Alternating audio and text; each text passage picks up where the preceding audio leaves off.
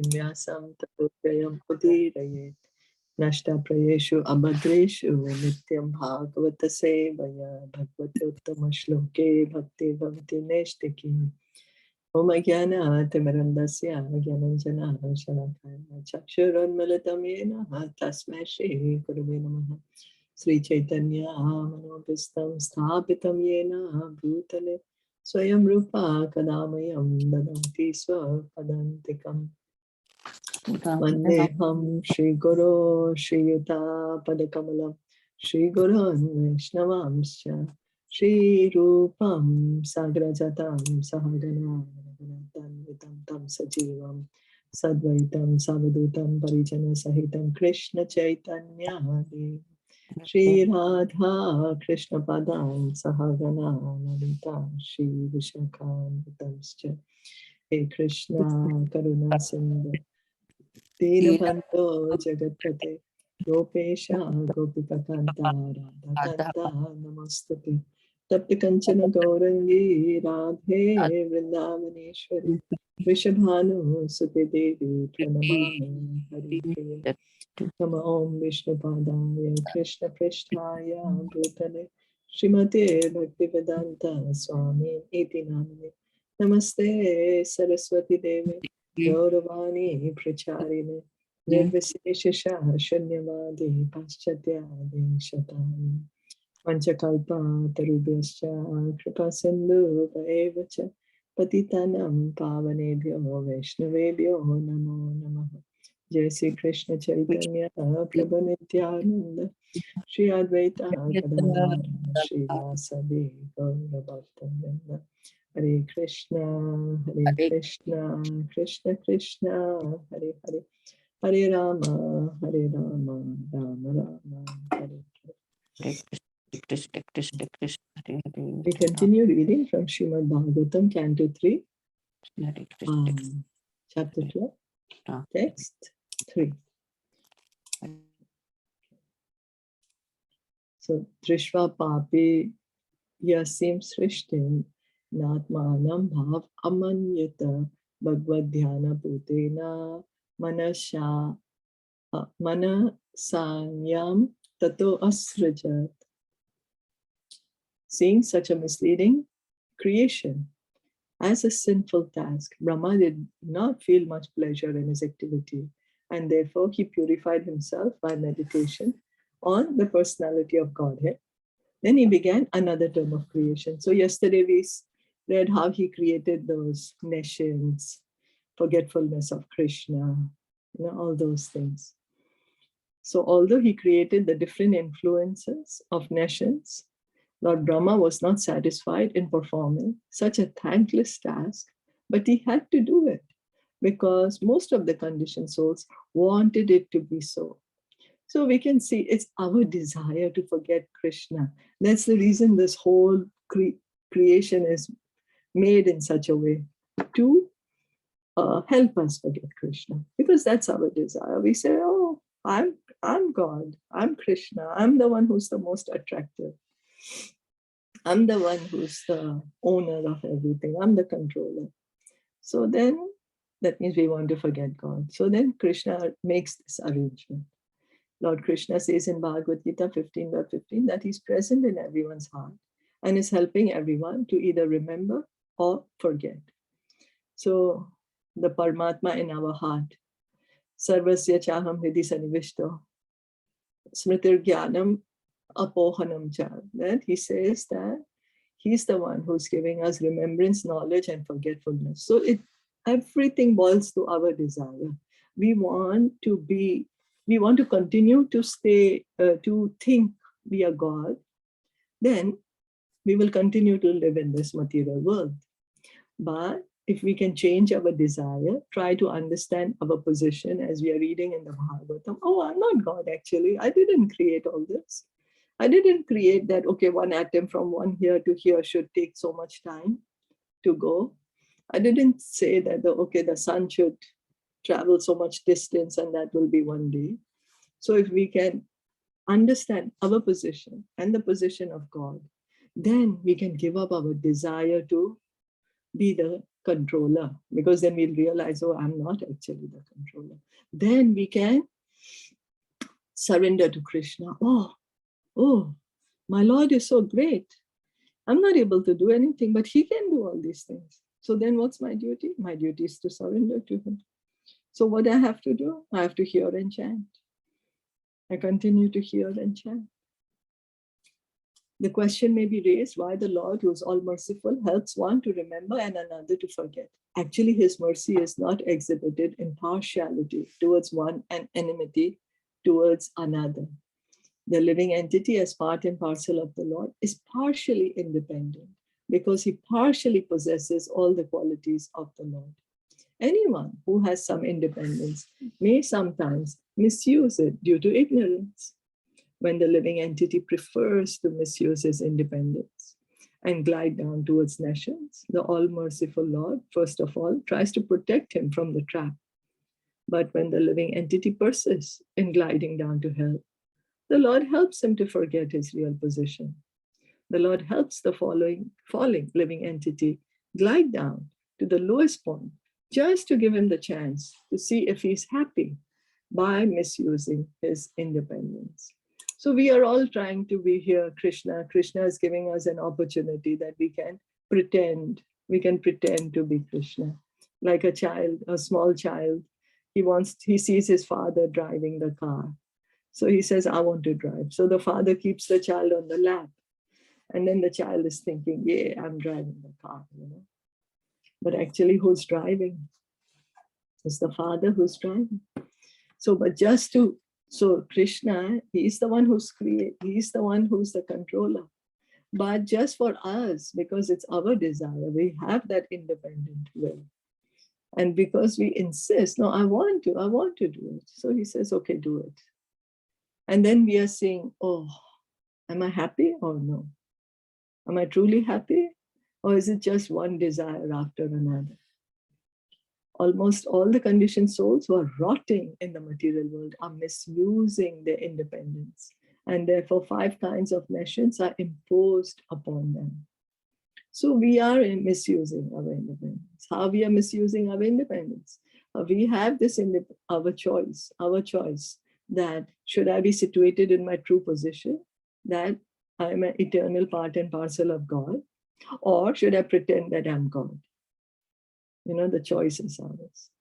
As an obedient servitor of the Lord, Brahma creates all these as a matter of necessity, but he is not happy in doing so, because a devotee of the Lord naturally does not like to see anyone falling down from his real position. So Brahmaji actually doesn't want to create this ignorance for us, because he knows what's going to happen to us. But it's our desire, like we say, oh God, why you put me here? Why you created this world like that? Why you made Maya so strong? Why this, why that? We don't look at ourselves, what's actually my desire.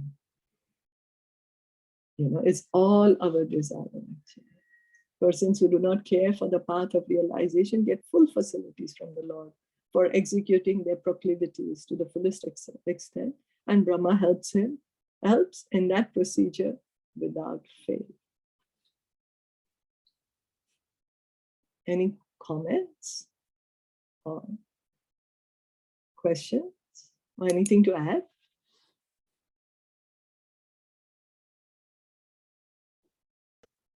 Why, we read that the Brahmaji was not satisfied. So can you elaborate a little more on that? That Brahmaji is not satisfied? Yeah. Oh. You mean why he's not satisfied? Yeah. Oh, because we have to see what did he create. So let's go back. Yesterday, we read that he created self-deception, that we are deceiving ourselves. We are thinking now I'm the controller, I'm the proprietor. I'm the best friend of everyone. That's what we think, right? I'm attractive. I'm the all attractive. Everyone loves me so much because I'm so great. Then the sense of death. Oh, I'm going to die. I'm going to die. I'm going to leave this body, then I will die. Anger after frustration. So when our desire, when it's not fulfilled, what happens is we become angry. Why we become angry? Because I have a desire and it's not fulfilled. Why it's not fulfilled? So then we grow angry. Like a child, he throws tantrums, right? If when a child wants something and we don't give him, how angry the child gets. You cry and cry. And then anger. And then what do we do after we get angry and angry? Then we get frustrated. We say, this world is false. I don't want anything to do with this world. It's a false world. Then a false sense of ownership. This body is mine. Everything that's related to this body is mine. And the illusory bodily conception that I am this body. And then forgetfulness of one's real identity. We have forgotten who we truly are. We have an eternal loving relationship with the Lord. So Brahmaji is creating a facility which is helping us forget our natural position. And because we have forgotten our natural position, for millions and millions of births, we are continuing to stay in this material world and going through such nightmares, like watching a horror film, we watch a horror film, it's like taking unnecessary anxiety and fear on us. So that's what, and he's facilitating all this, and that's the reason he's unhappy, because all these things are the facilities by which we can continue to stay in this material world. Is that okay? Yeah, thank you. Yeah, thank you. So we'll go to text 4 now. Sanakam cha sanandam cha sanatanam athatma bahu sanat kumaram cha munin miskriyan urdhvaret. In the beginning, Brahma created 4 great sages named Sanak, Sananda, Sanatan, and Sanat Kumar. All of them were unwilling to adopt materialistic activities because they were highly elevated due to their semens flowing upwards. So the first sons of Brahmaji are the great sages, the 4 Kumaras, Sanak, Sananda, Sanatan, and Sanat Kumar. Although Brahma created the principles of nations as a matter of necessity for those living entities who were destined to ignorance by the will of the Lord, he was not satisfied in performing such a thankless task. He therefore created 4 principles of knowledge: Sankhya, or empirical philosophy for the analytical study of material conditions. Okay, so first he created all the nations that we just heard about. Now for who? For the living entities who are destined to ignorance by the will of the Lord. Now, why certain people are destined to ignorance by the will of the Lord? Is it the Lord's will that somebody should be in ignorance and some no? No. The moon shines on everyone. The moon shines on the good people and the bad people. The sun shines on everyone. Doesn't say, oh, you're a bad person, I will not shine on you. No, it depends on our desire, because Krishna knows our desire. So based on that, we get into ignorance. So then, now Brahmaji, he created 4 principles of knowledge: Sankhya philosophy, or empirical philosophy for the analytical study of material conditions. As we have been reading that, the material world is broken down, or it comprises actually of this 24 elements. So that's the Sankhya philosophy. Then yoga, or mysticism for liberation of the pure soul from material bondage. Yoga, the yoga process. Vairagya, the acceptance of complete detachment from material enjoyment in life to elevate oneself to the highest spiritual understanding. So one is Vairagya and one is yoga, one is Vairagya. And then the others is tapas, or the various kinds of voluntary austerities performed for spiritual perfection. Voluntary austerities performed for spiritual perfection. So how can we connect this in Bhakti Yoga? Sankhya, yes, we understand. It's good for us to understand that What is this world that I am so attracted to? I'm so crazy after these things. I identify myself with my clothes, my car, my house, my jewelry, my money, my beauty, my body, my relatives. But what all this is? Earth, water, air, fire, ether, mind, intelligence, false ego, the different senses and sense objects. Then how can we connect yoga or mysticism for liberation of pure soul from material bondage? Yoga, we do bhakti yoga. Yoga means to link. So how do we link? Hearing and chanting. We do not need to meditate and get the yoga siddhis, because by yoga siddhis we will still live here. But what do we want? We want to go back. Vairagya, acceptance of complete detachment from material enjoyment in life to elevate oneself to the highest spiritual understanding. So how can we become detached? Well, if we get attached to Krishna, connect our activities to Krishna. Whatever I'm doing, how can I remember Krishna in what I'm doing? How can I offer the result of whatever I'm doing to Krishna? So the activity will remain the same. But because we are thinking of Krishna, we automatically will become detached from this material world. It becomes automatic. And tapas, voluntary austerities. So what kind of austerities shall we perform? Krishna conscious. We try to remain Krishna conscious. Chanting our rounds is an austerity. You tell anybody chant 2 hours, they'll say, no, I don't have the time. I am too weak. I do not have the breath. We can talk every whole time. 24 hours we can talk. But when we ask somebody to chant, they say, no, I'm sorry, my breathing is not very good. I feel short of breath. So anyway, so it's an austerity to chant, austerity to hear about Krishna. We all like to be praised. Why should I praise Krishna? So it's an austerity to eat Krishna prasad. So by following the activities of Krishna consciousness, then those are austerities. Austerity to follow the 4 regulative principles: no illicit sex, meat eating, gambling, and what's the 4th? Illicit sex, meat eating, illicit sex, intoxication. So then Brahma created the 4 great sages, Sanak, Sananda, Sanatan, and Sanat, to entrust them with these 4 principles of spiritual advancement. And they inaugurated their own spiritual party or sampradaya, known as the Kumara Sampradaya, or later on as the Nimbarka Sampradaya, for the advancement of bhakti. So this sampradaya, which is coming from the 4 Kumaras, is a bona fide sampradaya. If one is really following the principles properly, then yes, they are also a bona fide religion. They also can go back to Godhead. All of these great sages became great devotees, for without devotional service to the personality of Godhead, one cannot achieve success in any activity of spiritual value. So the Sampradaya of the 4 Kumaras, it is called as the Kumar Sampradaya or Nimbarka Sampradaya. And then what is it? That we have to come to that point of devotional service. We want to understand the absolute truth. If we really want to understand what's the truth, what's truly my position, where am I going, then we have to engage in devotional service. Without devotional service, we cannot understand.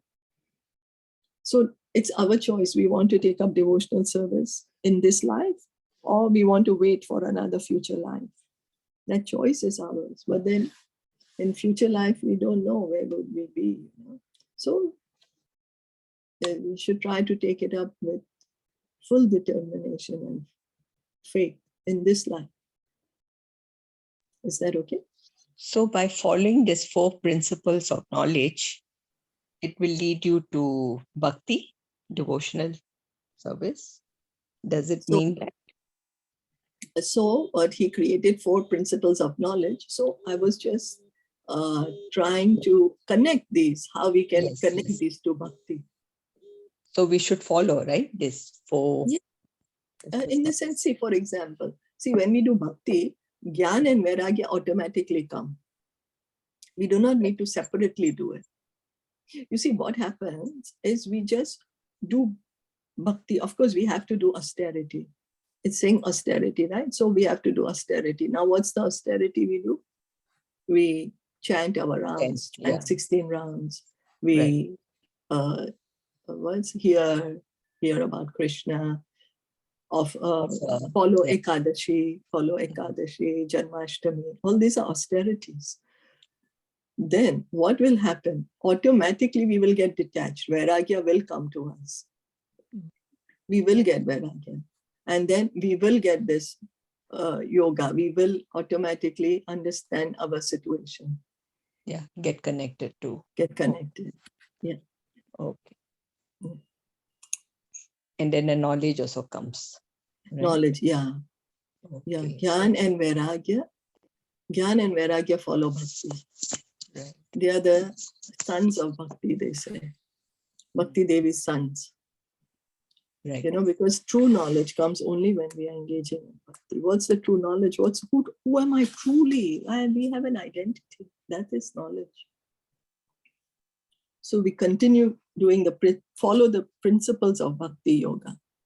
Mm. Yeah. Tan babha se swabhuhu putran prajas rajata putraka tan nechan moksha dharmano vasudeva parayana. So we heard that the 4 Kumaras also, they became devotees. They accepted devotional service. Just now we read.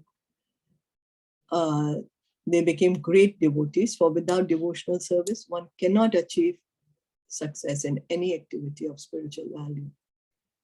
So only Vairagya without bhakti makes no sense. You know, our heart is just going to become hard. Only Sankhya philosophy, understanding what the material elements are, without bhakti, it's just going to be just simple knowledge only. You know, so we have to engage in bhakti so that we can get all the other benefits. Brahma spoke to his sons after generating them. My dear sons, he said, now generate progeny.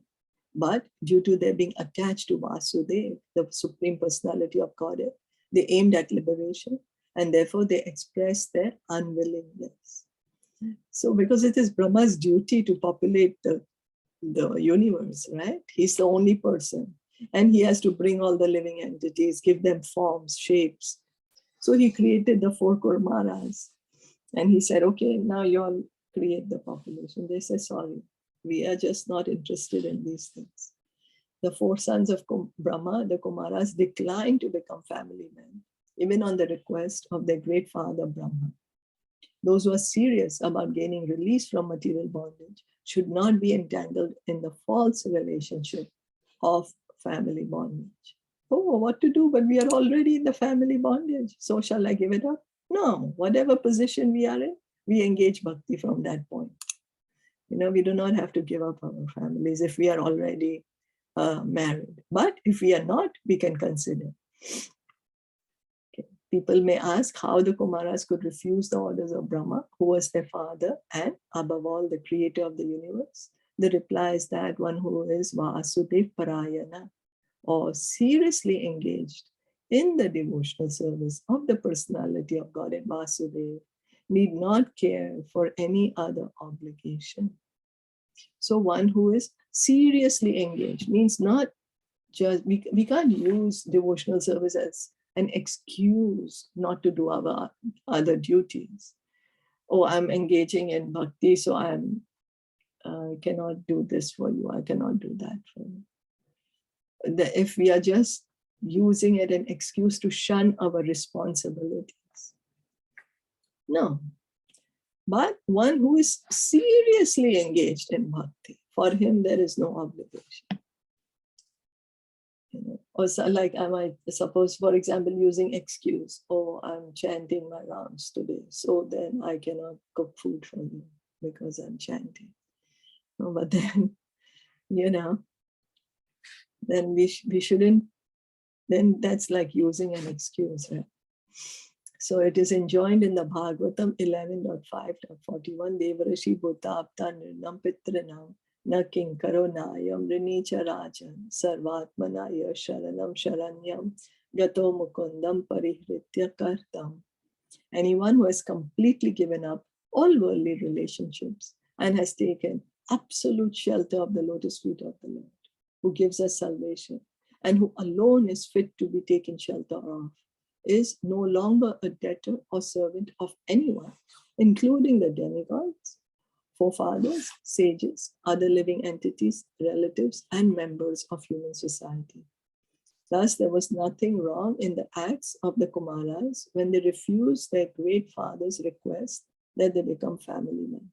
So what does Bhagavatam say? That Bhagavatam says, who has completely given up all worldly relationships and taken absolute shelter, means one who knows that my only shelter is Krishna. Only Krishna can protect me. What do we think? That the demigods will protect me. Let me pray to this demigod that my disease will go away. Let me pray to this demigod, all my obstacles will go away. Or forefathers, my ancestors. Some people, especially in Taiwan, we see, right? Ancestor worship, especially in the ghost month. And then other living entities, relatives, members of human society. My husband or wife will protect me. My children will protect me. My parents will protect me. We feel that. But instead, who alone is fit to be taken shelter of is the Lord.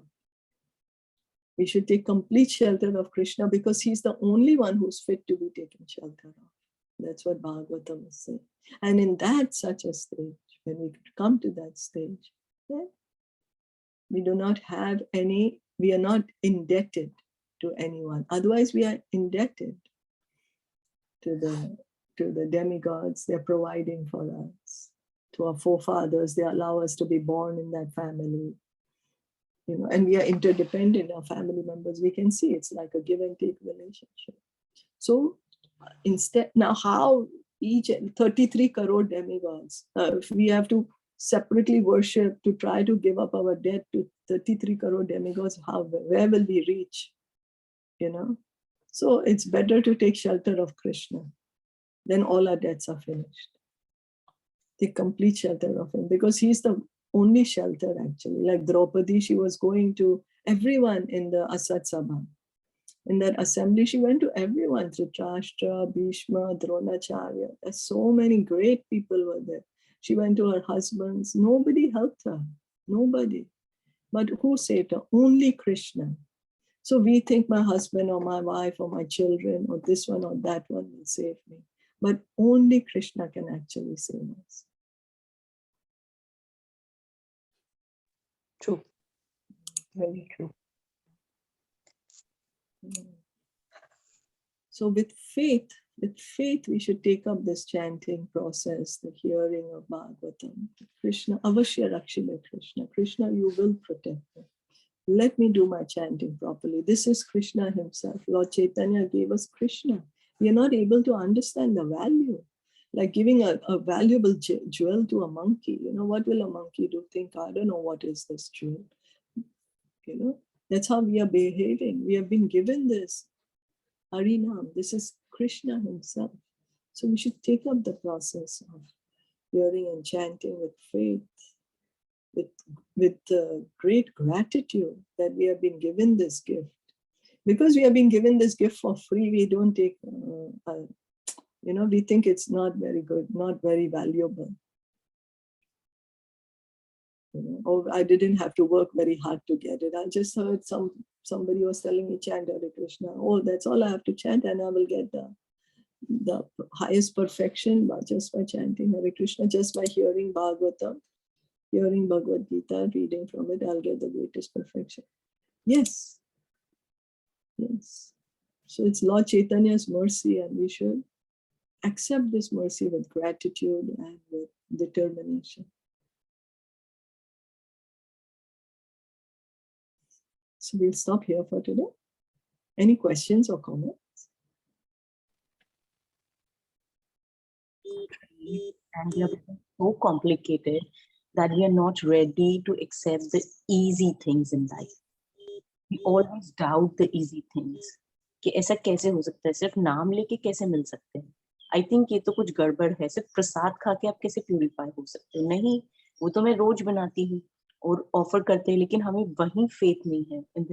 In the things that are simple, we don't trust anymore because we have complicated our lives so much. Yeah. So that's the reason. So what's the solution? So we need to associate with people who have faith. Yes. So we need to associate with the devotees, the pure devotees who have the faith in the holy name. This is Krishna. I'm so grateful to chant. I've been given the opportunity to chant. Let me grab this opportunity. We are getting something which is worth 100,000 NT for free. But this is not even 100. This is, what do you say? No, it's so priceless. You can't even put a price on the holy name. You're getting it for free. So we need to associate with the people who have faith. Associate with the devotees. Yeah. Thank you. So beautiful.